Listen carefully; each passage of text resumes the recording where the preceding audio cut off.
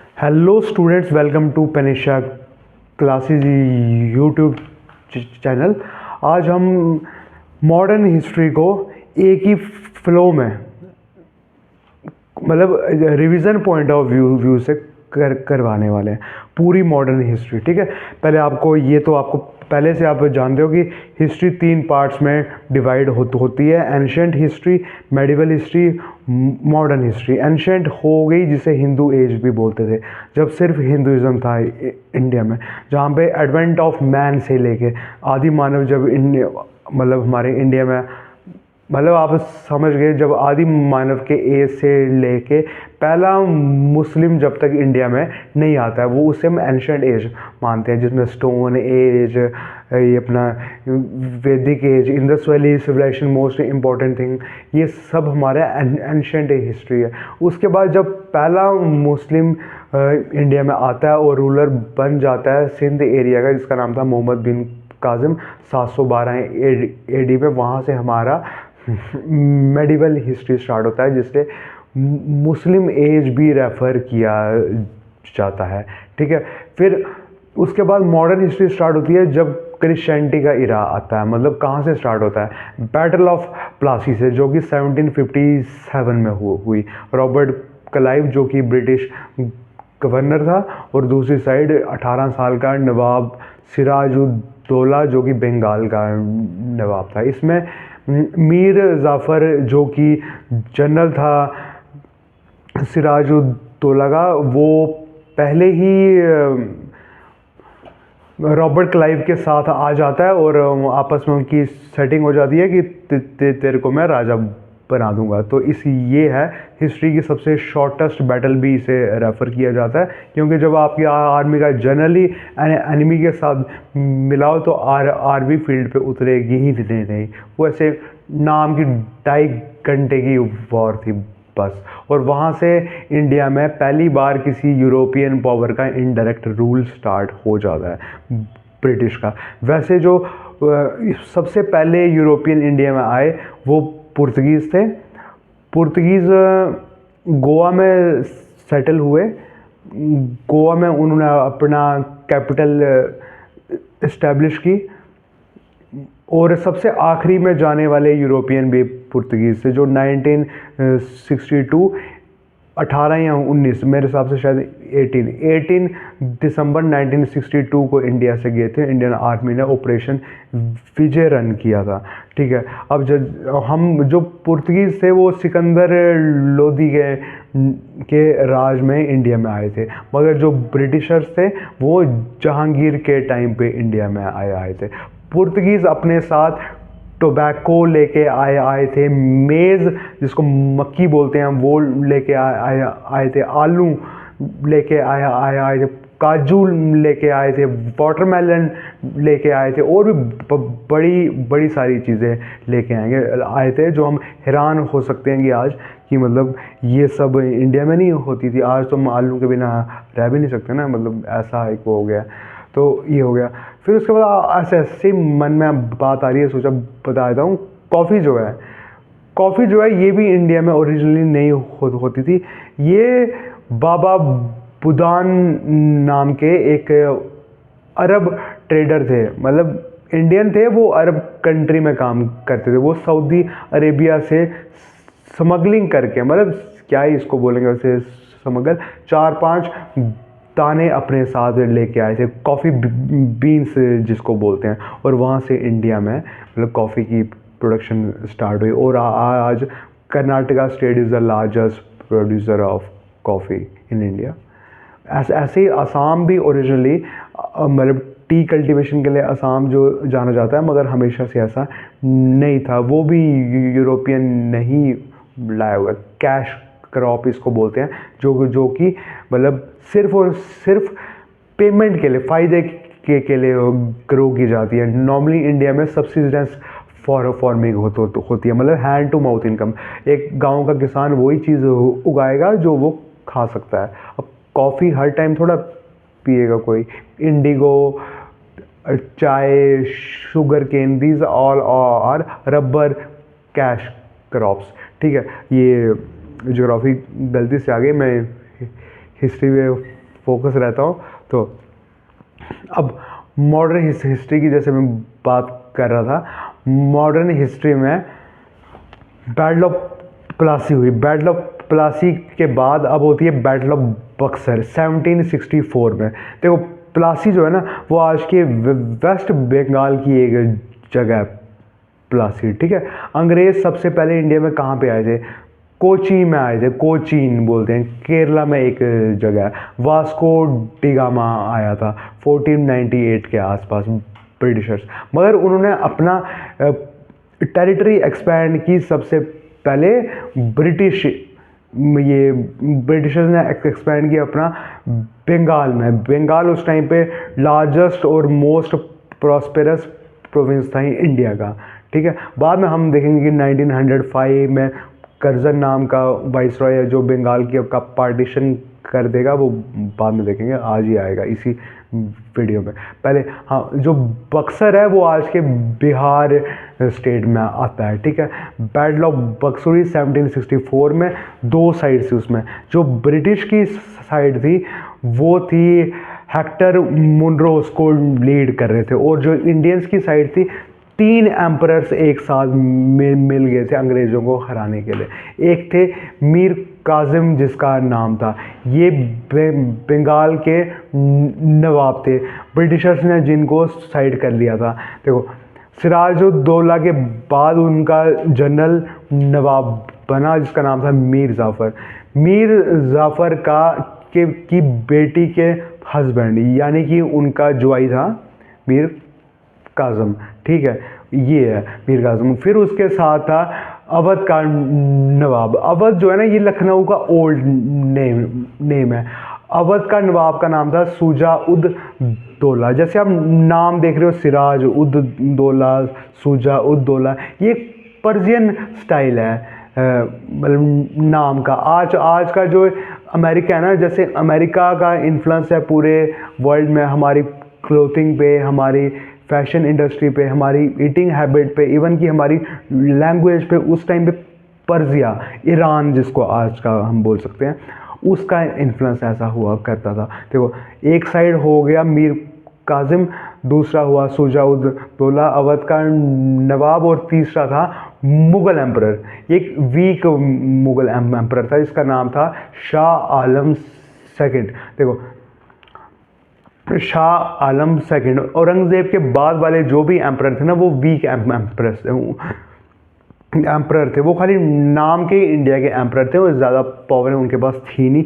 जो उनके under regional ruler थे, या बोल सकते हैं कि गवर्नर थे, जैसे हैदराबाद का, जैसे बंगाल का, इन्होंने अपने आप को इंडिपेंडेंट कर लिया था और ये इंडिपेंडेंट रूलर बन गए थे। तो ऐसे ही मुर्शिदाबाद मतलब मुर्शीद कुली खान जो था उसने अपने आप को बंगाल का इंडिपेंडेंट रूलर बना दिया था। वैसे ही हैदराबाद जिसने फाउंड किया आसफ जाह उसका नाम था, उसने अपने आप को हैदराबाद का इंडिपेंडेंट रूलर बना दिया था। मगर ये लोग फॉर्मेलिटी के लिए मतलब मुग़ल एम्परर को रिकॉग्नाइज करते थे।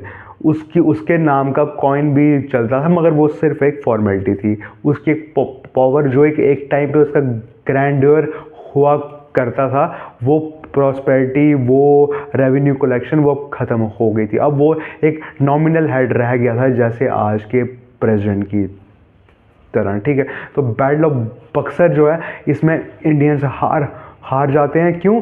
क्योंकि वेपन उनके पास इतने एडवांस नहीं थे जितना कि ब्रिटिशर्स के पास थे। ये एक प्रोमिनेंट रीज़न था, ठीक है। बैटल ऑफ बक्सर हुआ। बैटल ऑफ बक्सर 1764-5 में हुआ। तो इसके बाद अब हम देखते हैं रेवेन्यू कलेक्शन की बात करते हैं, परमानेंट सेटलमेंट की बात करते हैं। परमानेंट सेटलमेंट जिसे ज़मींदारी एक्ट भी बोलते हैं, ये 1792 के आसपास होगा, 1790s में आया। कॉर्नवालिस जो कि जब अमेरिका भी एक टाइम पे ब्रिटिशर्स के अंडर था, जब अमेरिका ब्रिटिशर्स से आज़ाद हुआ तो उस टाइम पे ब्रिटिश गवर्नर वहाँ पे था कॉर्नवालिस। जब कॉर्नवालिस को पनिशमेंट पोस्टिंग मिली क्योंकि उसी के टाइम पे अमेरिका अंग्रेज़ों से आज़ाद हुआ था, तो उसे इंडिया भेज दिया गया। तो जो वो जब इंडिया में आया तो उसने ये रेवेन्यू कलेक्शन के लिए ज़मींदारी सिस्टम स्टार्ट किया। ठीक है, कॉर्नवालिस ने स्टार्ट किया। कॉर्नवालिस एक पहला इंडियन वाइस रॉय था जिसकी जो डेथ हुई है, गवर्नर जनरल वाइस रॉय एक ही बात है, जिसकी जो डेथ है वो इंडिया में हुई है। ठीक है, कॉर्नवालिस को बड़े सारे इसने मतलब इंडिया में सिस्टम रिफॉर्म किए हुए हैं, जैसे थानेदार सिस्टम, जैसे पुलिस फोर्स जैसे मॉडर्न वाली, इसने सैलरी बढ़ा दी। ये सब चीज़ें, ये सब रिफॉर्म कॉर्नवालिस से लेके आया था। He is basically from royal blood, ऐसा उसको कंसिडर किया जाता था। ठीक है, अब ये ज़मींदारी सिस्टम था क्या, मान लो अंग्रेज़ों का, देखो असली जो मालिक है ना वो गवर्नमेंट है। गवर्नमेंट किसकी थी? गवर्नमेंट अंग्रेज़ों की थी, ब्रिटिश मालिक है। अब उनकी मर्ज़ी है कि वो किसको वो ज़मीन दे। तो उन्होंने क्या किया, ऑक्शनिंग की, मतलब जिसे बोलते हैं नीलामी। जिसने हाईएस्ट बिडर जो इंसान होगा उसे उन्होंने उसके ज़मींदारी राइट्स दे दिए कि 10 साल के लिए इसके ज़मींदारी राइट्स आपको हैं, बस आपने इतने टाइम में हमें इतना रेवेन्यू कलेक्ट करके देना है। इससे परमानेंट सेटलमेंट इसलिए बोला गया क्योंकि ये अब 10 year is a huge time period back then, तो उन्हें कंसिडर किया गया कि 10 साल एक परमानेंट के बराबर है, इसलिए इसे परमानेंट सेटलमेंट बोला गया। ठीक है, 11% ऑफिशियली क्या होता है, जो 11% टैक्स कलेक्शन होती थी वो ज़मींदार को मिलती थी और 89% ब्रिटिश गवर्नमेंट को मिलती थी। ठीक है, फिर ऐसे टैक्स कलेक्शन का सिस्टम था रैयतवाड़ी सिस्टम। रैयत वर्ड जो है ना, रैयत का मतलब फार्मर होता है, मतलब यहाँ पे farmer is the owner of land, मगर ये बिल्कुल भी अच्छा नहीं था। पहली बात, ये कौन इसके फाउंडर थे?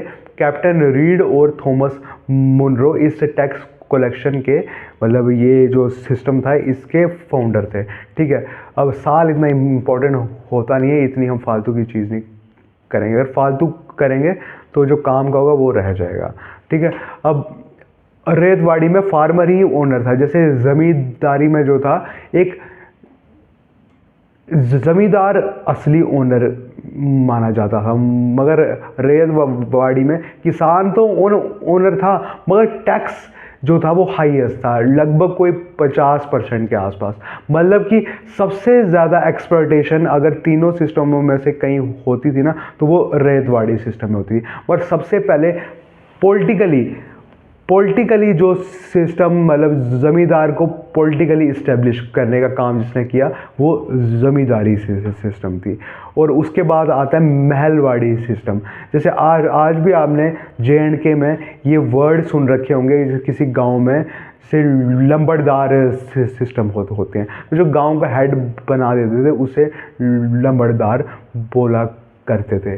ठीक है, अब महल का मतलब गांव होता है, पूरे गांव से अंग्रेज़ों ने इतना टैक्स कलेक्ट करना है। अब जो गांव का हेड होता है ना, वो देखता था इस घर में कोई ट्रेजेडी हुई है, इनके फाइनेंशियल कंडीशन ख़राब है, तो मतलब आप कम टैक्स दे देना, आप ज़्यादा दे देना, मतलब उस हिसाब से होता था, जिसके कारण किसी की हरासमेंट नहीं होती थी, किसी का एक्सप्लॉयटेशन नहीं हो पाता था। ये था हमारा महलवाड़ी सिस्टम, जो इन 3 सिस्टमों में से सबसे अच्छा था। अब हम सोशल रिलीजियस रिफॉर्म की बात करते हैं। राजा राम मोहन राय, जिसे फादर ऑफ मॉडर्न इंडिया बोल सकते हैं।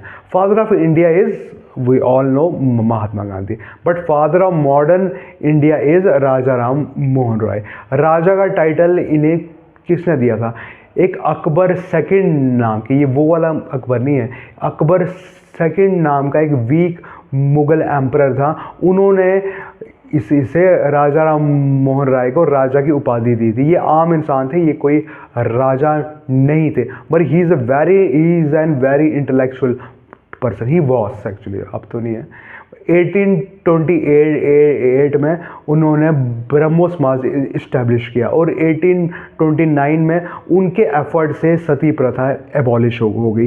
सती प्रथा वो सिस्टम है जब किसी वुमेन का हस्बैंड मर जाता था तो उसके साथ साथ उसकी वाइफ को भी जिंदा जला देते थे। उस सिस्टम का नाम है सती प्रथा। 1828 में ब्रह्मो समाज बना और 1829 में सती प्रथा एबॉलिश हो गई। ये राजा राम मोहन रॉय का एफर्ट का ही रिजल्ट था। मगर पेपर में आए तो क्या लिखना है?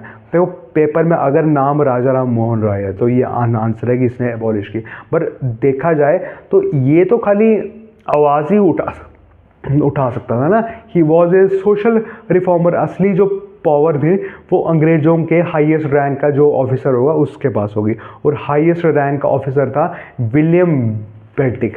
William Bentinck is the last governor general of Bengal and he is the first governor general of India.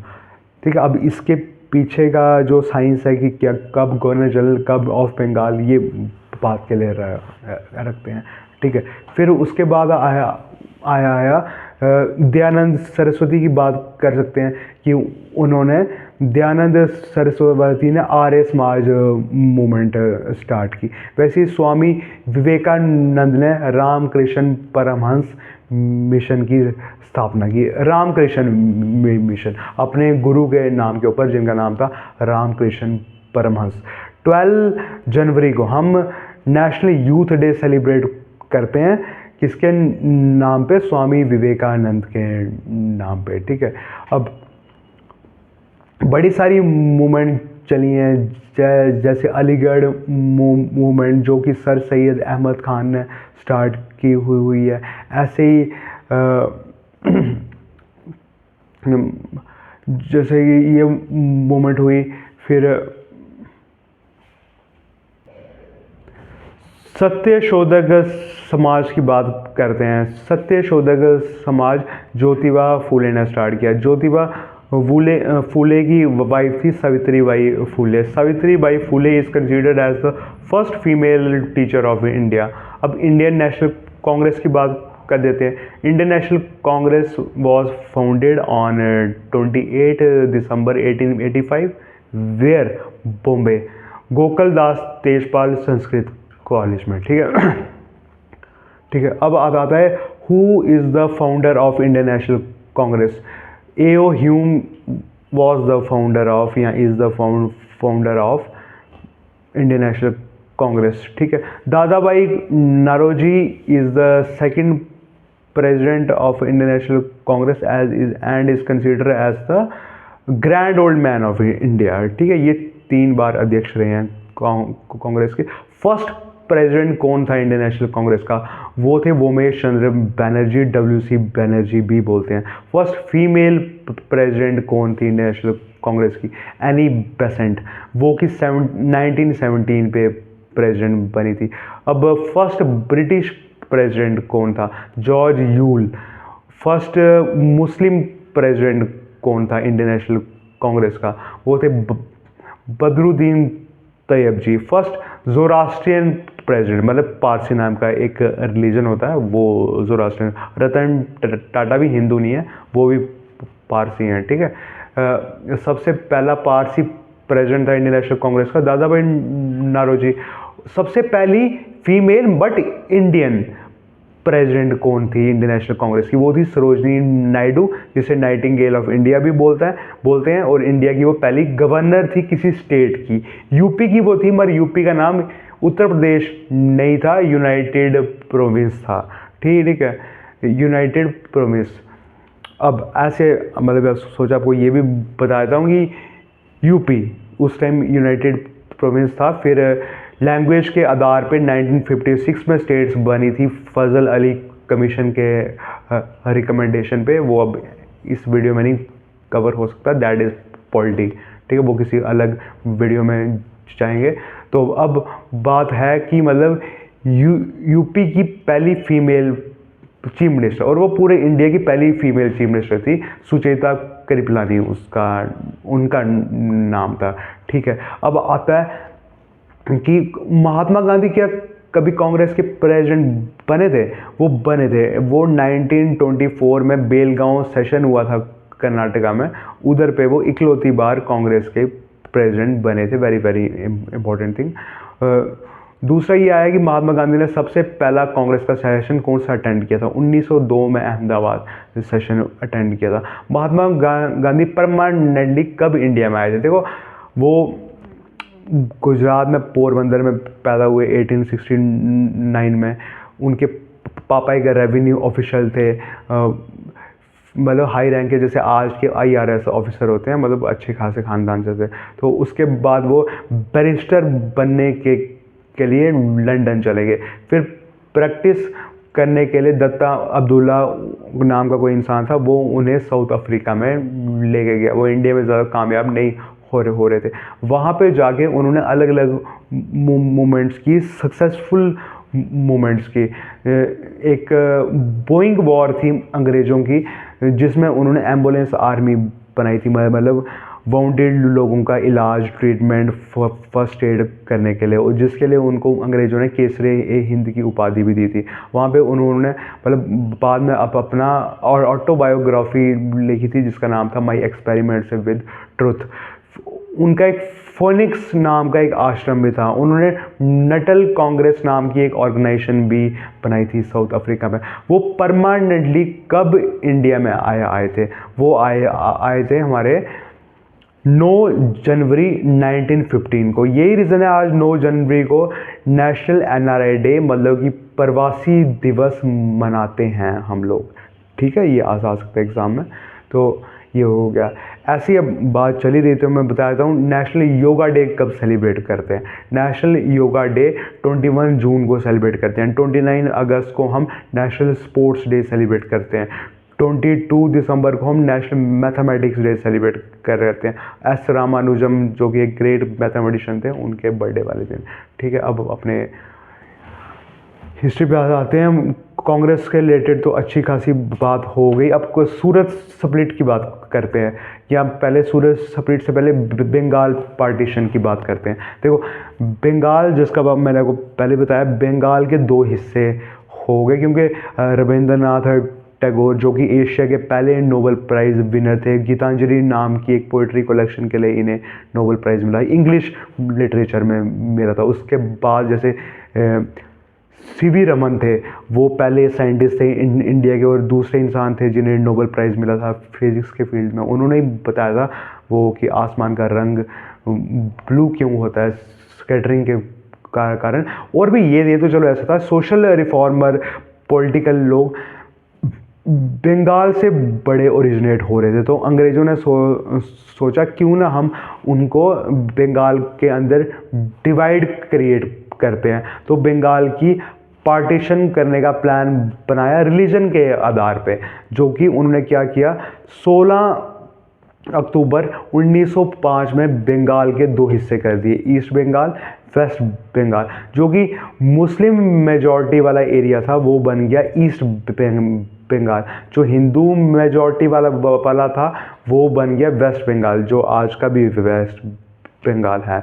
और जो ईस्ट बंगाल जो मैं बोल रहा हूँ, कि इंडिया पाकिस्तान जब आज़ाद हुए ना 1947 में, ये इससे फिर ये बन गया ईस्ट पाकिस्तान। और 1971 की जो इंडिया पाकिस्तान के बीच में लड़ाई हुई है, जिसे बांग्लादेश लिबरेशन वॉर बोलते हैं, वहाँ पे ये आज़ाद होके एक इंडिपेंडेंट कंट्री बना। मुजीबुर रहमान इसके पहले प्राइम मिनिस्टर बने थे। ठीक है, ठीक है। अब हम जैसे इसकी बात कर रहे थे, हाँ, 1905 में जब बंगाल का पार्टीशन हुआ तो वाइसरॉय कौन थे? कर्जन, जिनका नाम था कर्जन वाइसरॉय थे। फिर 1907 में सूरत स्प्लिट हुआ। सूरत स्प्लिट क्या था? कांग्रेस के अंदर ही 2 गुट बन गए थे, नरम दल गरम दल, हिंदी में जैसे बोलते हैं, हम यहाँ पे इंग्लिश में बोलते हैं एक्सट्रीमिस्ट और मॉडरेट्स। ठीक है, हाँ, मॉडरेट्स हो गए जो शांतिवादी लोग थे, और एक्सट्रीमिस्ट हो गए जो थोड़ी ज़ोर से आवाज़ वगैरह, अपना हमारा हक इधर दो, मतलब ऐसी वाली, मतलब कोई वो हथियार नहीं लेते थे। मतलब उस लेवल के एक्सट्रीमिस्ट थे वो, ठीक है। अब उस टाइम पे सूरज स्प्लिट के टाइम पे कांग्रेस का प्रेसिडेंट कौन था?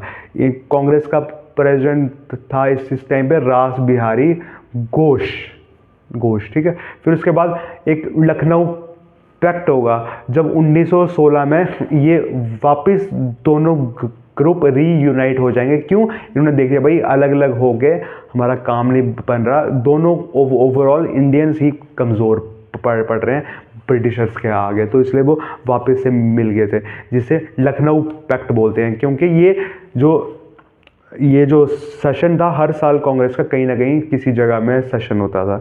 ये जो 1916 वाला था ये लखनऊ में हुआ, जो 1907 वाला था ये सूरत में हुआ, ठीक है। ये हो गया। और इस टाइम पे कांग्रेस के प्रेसिडेंट थे अंबिका चरण मजूमदार। 1906 में मुस्लिम लीग बनी। कहाँ पे बनी? ढाका में बनी। ढाका बांग्लादेश की आज की राजधानी है, ठीक है। जब मुस्लिम लीग बनी तो उसके फाउंडर कौन थे? आगा खान और नवाब सलीमुल्लाह, जिन्हें नवाब ऑफ ढाका भी बोलते हैं, ठीक है। इन्होंने बनते ही सेपरेट इलेक्टोरेट फॉर मुस्लिम की मांग की। सेपरेट इलेक्टोरेट का मतलब होता है, मान लो किसी कॉन्स्टिट्यूंसी से, जैसे कोई मान लो जम्मू है फॉर एग्जांपल, या कठुआ है, मान लो अगर सेपरेट इलेक्टोरेट होता तो कठुआ से अगर कोई मुस्लिम बंदा खड़ा होता तो उसे वोट खाली मुस्लिम वोटर ही कर पाते। इसे हम बोलते हैं सेपरेट इलेक्टोरेट। मगर इंडिया में ऐसा है नहीं है, इंडिया में जॉइंट इलेक्टोरेट है। अब देखते हैं कि जैसे उधमपुर डिस्ट्रिक्ट की बात करें तो जैसे रामनगर की जो एमएलए की सीट है वो रिज़र्व है, सिर्फ एससी कैटेगरी वाला ही वहाँ से खड़ा हो सकता है, तो ठीक है। मगर उसे वोट क्या सिर्फ एससी लोग कर सकते हैं? उससे सारे वोट कर सकते हैं। अगर बाई चांस ऐसा होता ना कि सिर्फ एससी ही उसे वोट करते तो उस कैंडिडेट ने सिर्फ एससी लोगों का ही काम करना था, बाकी डेवलपमेंट हो ही नहीं पाती। तो ये जो सिस्टम है, ये सेपरेट इलेक्टोरेट मुस्लिम की मांग मुस्लिम लीग ने की। और 1909 में मौले मिंटो रिफॉर्म में अंग्रेज़ों ने वो उनकी बात मान भी ली। और ये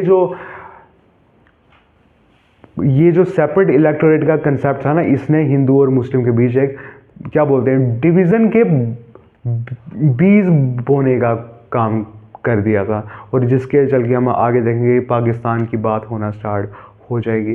फिर जैसे हम देखते हैं अब 1919 में मॉन्टेग्यू चेम्सफोर्ड रिफॉर्म आए।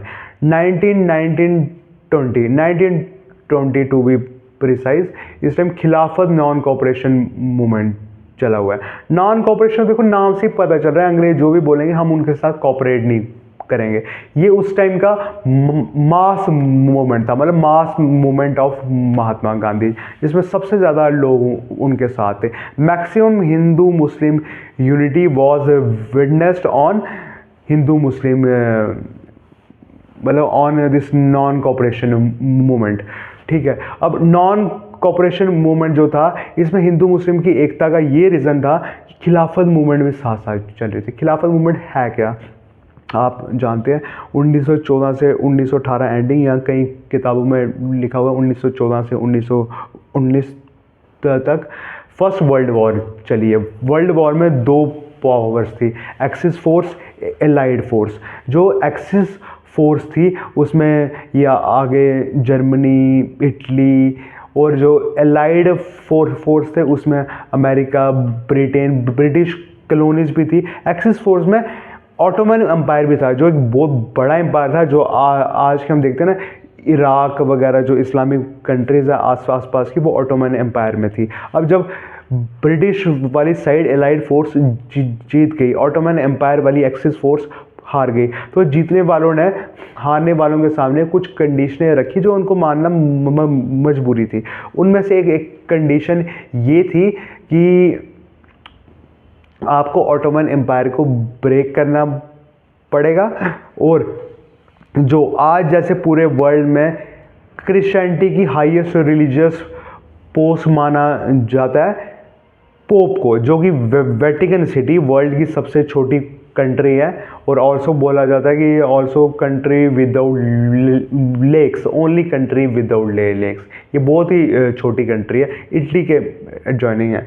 तो जैसे पोप को हम क्रिश्चियनिटी का हेड मानते हैं, वैसे उस टाइम पे मुस्लिम कम्युनिटी का हेड खलीफा को माना जाता है, जिससे पूरा नाम था खलीफा ऑफ बगदाद, जो कि टर्की में बैठता था। ठीक है, तो अंग्रेज़ों ने बोला कि इस पोस्ट को ख़त्म करो। तो खलीफा की सपोर्ट में जो इंडिया के मुस्लिम्स ने जो मूवमेंट रन की, उसका नाम था खिलाफत मूवमेंट। और खिलाफत मूवमेंट किसने स्टार्ट की? ये अली ब्रदर्स ने स्टार्ट की, मोहम्मद अली और शौकत अली ने स्टार्ट की थी। ठीक है, ये हो गया। नॉन कोऑपरेशन में तो मैंने आपको थोड़ा आइडिया दे दिया। नॉन कोऑपरेशन 1920 में स्टार्ट हुई है। नॉन कोऑपरेशन में सरोजनी नायडू ने मोहम्मद अली जिन्ना को ambassador of Hindu Muslim unity बोला था। ठीक है, फिर इसके बाद मेन मूवमेंट, हम जैसे एक मूवमेंट है 1922 के आसपास। 1922 में कांग्रेस के अंदर ही दो हिस्से बन गए फिर से। एक बोलता कि हमें इलेक्शन लड़नी चाहिए, एक ने बोलता हमें इलेक्शन नहीं लड़नी चाहिए। वो वैसे ब्रिटिशर्स इंडिया को बेवकूफ़ बनाने के लिए थोड़ा उनको मतलब अपनी साइड लेने के लिए कांग्रेस के साथ ये एक मतलब उनको 1919 में क्या हुआ था, जैसे कुछ सब्जेक्ट जैसे आज है ना कॉन्करेंट लिस्ट, स्टेट लिस्ट, ये जो मैटर यूनियन लिस्ट, वैसे उस टाइम पे क्या किया था, कुछ सब्जेक्ट्स को जो कि कम इम्पोर्टेंट वाले थे उन्हें ट्रांसफर्ड लिस्ट में डाल दिया था और वो इंडियंस को दे दिया था। हालांकि इंडिया के पास पूरी सुप्रीम पावर नहीं थी। गवर्नर जनरल जो था वाइसरॉय, उनकी मतलब वो अगर किसी को रिजेक्ट कर गया तो इंडियन भी नहीं कुछ कर सकते थे। तो 1919 ये हो गया। 1924 में स्वराज पार्टी बनी, जो कि बोलती थी कि इलेक्शन लड़नी चाहिए, मगर जो महात्मा गांधी, सरदार वल्लभ भाई पटेल वगैरह लोग थे वो इलेक्शन नहीं लड़ने के फेवर में थे, क्योंकि उन्हें लगता था कि ब्रिटिश उन्हें बहुत ही थोड़ा दे रही है, उन्हें ज़्यादा चाहिए। तो इसलिए उन्हें नो चेंजर्स बोला गया है हिस्ट्री में। 1924 में स्वराज पार्टी बनी और स्वराज पार्टी ये कांग्रेस के अंदर ही थे और स्वराज पार्टी के फाउंडर थे CR दास, चित्तरंजन दास, जो कि पॉलिटिकल गुरु थे सुभाष चंद्र बोस के, और दूसरे थे मोतीलाल नेहरू, जो कि पापा जी थे जवाहरलाल नेहरू जी के।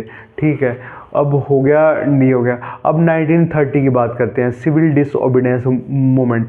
सिविल डिसओबीडियंस मूवमेंट भी नॉन कोऑपरेशन जैसी ही थी। इसके अंदर जो सबसे मेन बात होगी, पहले बात होगी कि इस टाइम पे गवर्नर जनरल कौन था।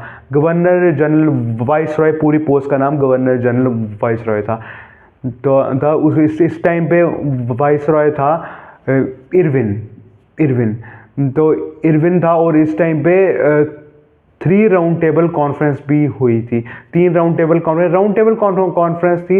एक अंग्रेज इंडियंस को थोड़ा करके ये कर रहे थे, अब हम आपका कॉन्स्टिट्यूशन बना रहे हैं। तो उससे रिलेटेड जो मीटिंग हुई, जो कि लंदन के जेम्स पैलेस में हुई। जेम्स पैलेस था वहाँ के राजा का पैलेस। इसे इनागोरेट किया ब्रिटेन का जो प्राइम मिनिस्टर था, जिसका नाम था रैमसे मैकडोनाल्ड। ठीक है, उन्होंने इनागोरेट किया। ये 3 राउंड टेबल कॉन्फ्रेंसेस चली है। पहली राउंड टेबल कॉन्फ्रेंस में कांग्रेस आई ही नहीं थी, क्योंकि वो सिविल डिसओबीडियंस मूवमेंट कर रही थी। सिविल डिसओबीडियंस के मूवमेंट के अंदर ही दांडी मार्च भी हुआ था। सेकेंड राउंड टेबल कॉन्फ्रेंस जो थी वो कांग्रेस ने अटेंड की थी, और वो इकलौती राउंड टेबल कॉन्फ्रेंस थी जो कांग्रेस ने अटेंड की थी। थर्ड राउंड टेबल कॉन्फ्रेंस भी कांग्रेस ने अटेंड नहीं की थी। अब बात होती है कि ऐसा इंसान बताओ जिसने तीनों राउंड टेबल कॉन्फ्रेंस अटेंड की है। देखो, 2 इंसान है, डॉक्टर BR अम्बेडकर और दूसरा है तेज बहादुर सप्रू। ठीक है, ये 2 हैं जिन्होंने तीनों राउंड टेबल कॉन्फ्रेंस अटेंड किए। अब है इकलौती पॉलिटिकल पार्टी जिसने तीनों राउंड टेबल कॉन्फ्रेंसेस अटेंड की है, वो है मुस्लिम लीग। ठीक है, फिर आता है जब तीनों राउंड टेबल कॉन्फ्रेंस ख़त्म हुई तो बी आर अम्बेडकर जी चाहते थे कि शेड्यूल कास्ट को भी सेपरेट इलेक्टोरेट का स्टेटस मिले, मगर महात्मा गांधी हंगर स्ट्राइक पे बैठ गए। ये यरमदा जेल में उन्हें उस टाइम पे अंग्रेज़ों ने अरेस्ट कर लिया था। वो हंगर स्ट्राइक पे चले गए कि मैं मर जाऊंगा मगर सेपरेट इलेक्टोरेट नहीं होने दूंगा। तो आखिरकार अंबेडकर को हार माननी पड़ी और पूना पैक्ट मतलब साइन हुआ। पूना पैक्ट 24 सितंबर 1932 में स्टार्ट हुआ। ये जो राउंड टेबल कॉन्फ्रेंस थी वो भी 1930 से 1932 के बीच में हुई हैं, ठीक है ना। ये जब साइन हुआ तो महात्मा गांधी तो इतने वीक हो गए थे हंगर स्ट्राइक से कि वो साइन भी नहीं कर पा रहे थे। मदन मोहन मालवीय ने उनके बिहाफ पे साइन करा था, ठीक है। और इधर से रिजर्वेशन की स्टार्ट हुआ था। रिजर्वेशन मतलब पॉलिटिकल रिजर्वेशन थी वो उस टाइम पे।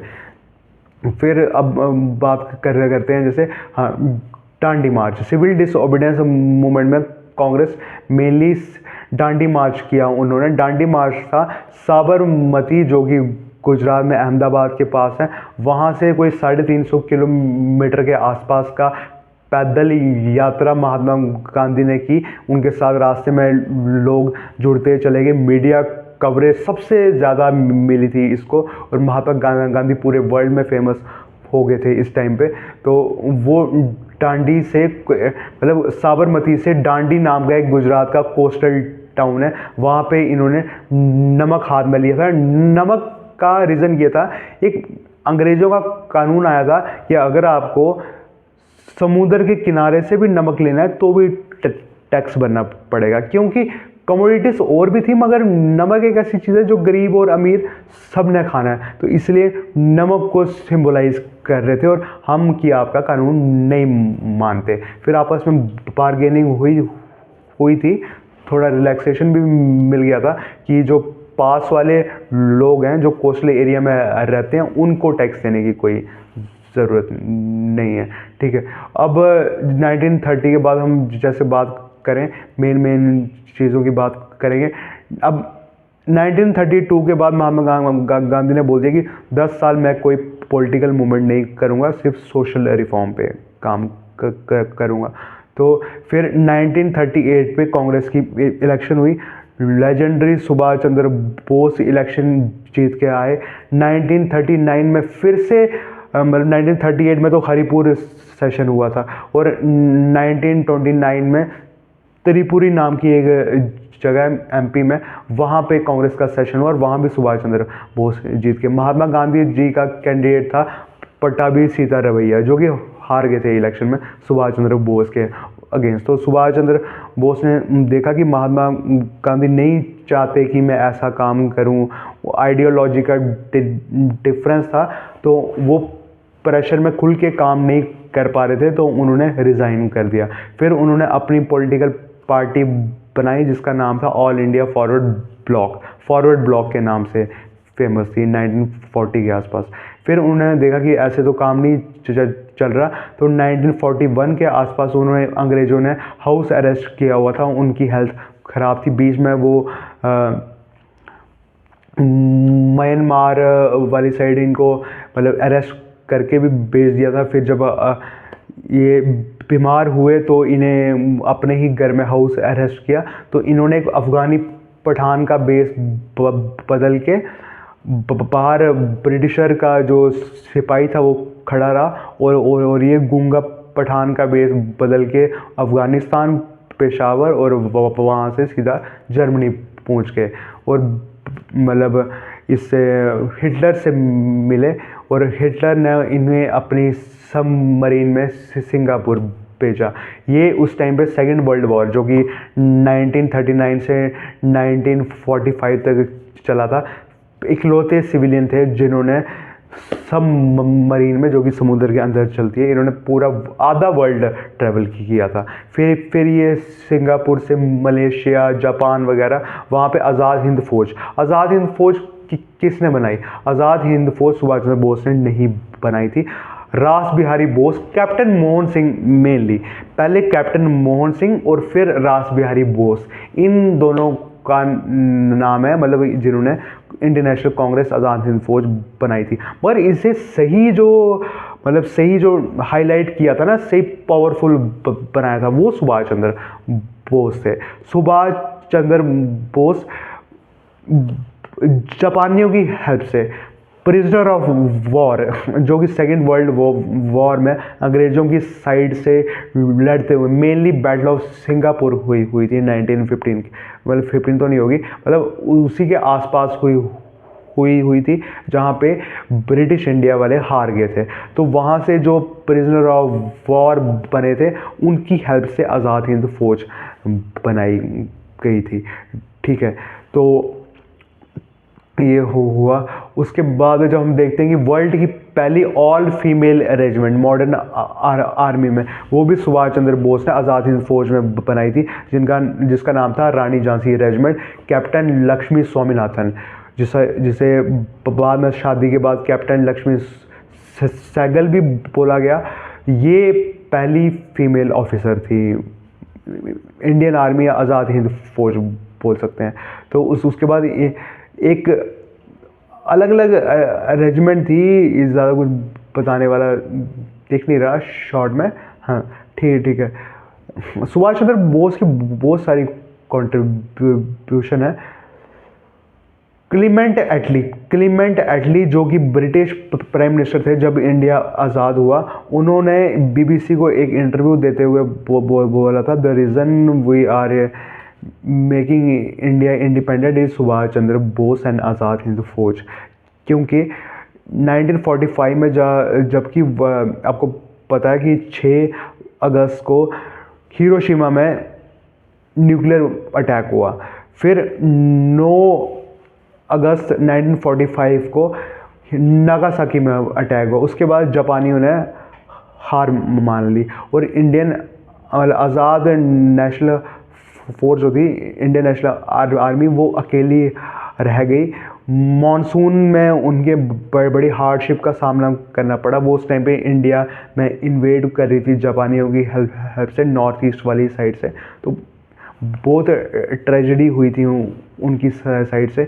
उनके 3 जो हाई रैंक के ऑफिसर्स थे, शाहनवाज खान, पीके सहगल और गुरबख्श सिंह ढिल्लों को अरेस्ट कर लिया गया। वैसे तो सारी फौज को अरेस्ट कर लिया गया था, पर ये 3 ऑफिसर्स पे देशद्रोह का मुकदमा चलाया गया। और यही रीज़न है कि इंडिया को क्यों आज़ादी मिली है। ये था रेड फोर्ट ट्रायल्स के नाम से फेमस हुआ 1946-45 पे के आसपास, 45 था। वॉलगन नाम का वाइसरॉय था उस टाइम पे। तो इन तीनों पे का कोर्ट मार्शल हुआ और इन्हें इंग्लैंड के खिलाफ लड़ाई लड़ने के जुर्म में फांसी की सज़ा हुई। मगर इंडियन जो कि इंडियन सोल्जर जो कि नेवी और एयर फोर्स में काम करते थे, रॉयल इंडियन एयर फोर्स और रॉयल इंडियन नेवी, उन्होंने बगावत कर दी। उन्होंने अपने अफसरों को बंदी बना लिया। रॉयल इंडियन नेवी के जहाज़ को अपने अंडर कैप्चर कर लिया कि ये हमारे लिए आज़ाद हिंद फौज लड़ी है, तो इन्हें कैसे फांसी हो सकती है। अब अंग्रेज़ों ने देखा कि भाई यहाँ तो मामला उल्टा पड़ रहा है, पूरे इंडिया एक हो रहा है सुभाष चंद्र बोस और आज़ाद हिंद फौज के लिए। तो उन्होंने नेगोशिएशन की सरदार वल्लभ भाई पटेल और जवाहरलाल नेहरू को बुला के, और थोड़े ही दिनों में अनाउंस कर दिया कि हम इंडिया को छोड़ के जा रहे हैं। अब बात करते हैं इंडिया में पहला गवर्नर, ब्रिटिश गवर्नर कौन था बंगाल का, वो था रॉबर्ट क्लाइव। ठीक है, अब आता है first governor general of Bengal कौन था, वॉरेन हेस्टिंग। अब आता है फर्स्ट गवर्नर जनरल हो गया ऑफ बंगाल। ठीक है, आखिरी governor of, last governor of Bengal भी वॉरेन हेस्टिंग है, और first governor general of Bengal भी वॉरेन हेस्टिंग है। मतलब बंदा सेम है, नाम पोस्ट का अलग हुआ है। ऐसे ही अब होगा first governor general of India, तो ये विलियम बेंटिक है। वैसे ही इसे हम बोलेंगे last governor general of Bengal, William Bentinck. ये वही विलियम बेंटिक है जिसने सती प्रथा को एबॉलिश किया हुआ है। फिर हम बात करें 1857 के रिवॉल्ट के टाइम पे इंडियन 1857 के टाइम पे गवर्नर जनरल कौन था, जो कि last governor general of India था, जिसका नाम था कैनिंग। ठीक है, कैनिंग, CANNING। फिर क्या हुआ, जब 1857 का रिवोल्ट अंग्रेज़ों की साइड से बड़ी प्रॉब्लम आई, तो इंग्लैंड की रानी ने बोला कि हम ईस्ट इंडिया कंपनी को एबॉलिश करते हैं और सब कुछ ब्रिटिश क्राउन के अंडर कर देते हैं। तो इस पोस्ट का नाम चेंज हो गया, वाइसरॉय हो गया। तो ये बन गया first viceroy of India Canning. फिर 1805 में कर्जन वाइसरॉय था। ठीक है, फिर 1920 में मिंटो जो था वो वाइसरॉय था। मैं खाली मेन का बता रहा हूँ। 1940 के आसपास लिनलिथगो वाइसरॉय था। Linlithgow was the longest serving viceroy of India. ठीक है, डलहौजी की बात करते हैं, जिनके नाम पे डलहौजी हिल स्टेशन है। Dalhousie was the youngest viceroy of India. ठीक है, ये यंगेस्ट था। ये 1853 में ये इंडिया में पहली ट्रेन लेके आया था, 16 अप्रैल 1853, बॉम्बे से थाने के बीच में। ठीक है, इन्होंने पोस्टल डिपार्टमेंट का फाउंडर बोलते हैं, इंजीनियरिंग सर्विसेज का फाउंडर बोलते हैं, PWD का फाउंडर बोलते हैं इन्हें, और भी बहुत सारे, मतलब एडमिनिस्ट्रेशन डिपार्टमेंट में भी इनका रोल था। वैसे एडमिनिस्ट्रेशन का फाउंडर कॉर्नवालिस को भी बोलते हैं, मगर जो मॉडर्न इंडियन सिविल सर्विसेज है ना, उसका फाउंडर सरदार वल्लभ भाई पटेल को बोलते हैं। ठीक है, अब ये हो गया। ठीक है, मेन तो हो गया। अब आखिरी वाइसरॉय कौन था, मतलब ब्रिटिश इंडिया का आखिरी वाइसरॉय था माउंटबेटन। अब जब इंडिया आज़ाद हो गया 1947 से, तो उस टाइम पे जो हाईएस्ट रैंक था ना, वो कौन था? जैसे अब तो प्रेसिडेंट है, पर प्रेसिडेंट इंडिया में बना था रिपब्लिक बनने पर। रिपब्लिक मतलब 1950 पे। तो जो बीच में 3 साल का पीरियड था, 2.5 साल का, तो उस टाइम पे प्रेसिडेंट नहीं होता था, उस टाइम पे गवर्नर जनरल पोस्ट थी, और इकलौता इंडियन गवर्नर जनरल था C राजगोपालाचारी। बाद में इन्हें हम देखते हैं 1952 में इन्हें भारत रत्न भी मिल जाएगा, इतनी रखते हैं, वरना अपलोड नहीं हो पाएगी। Thank you.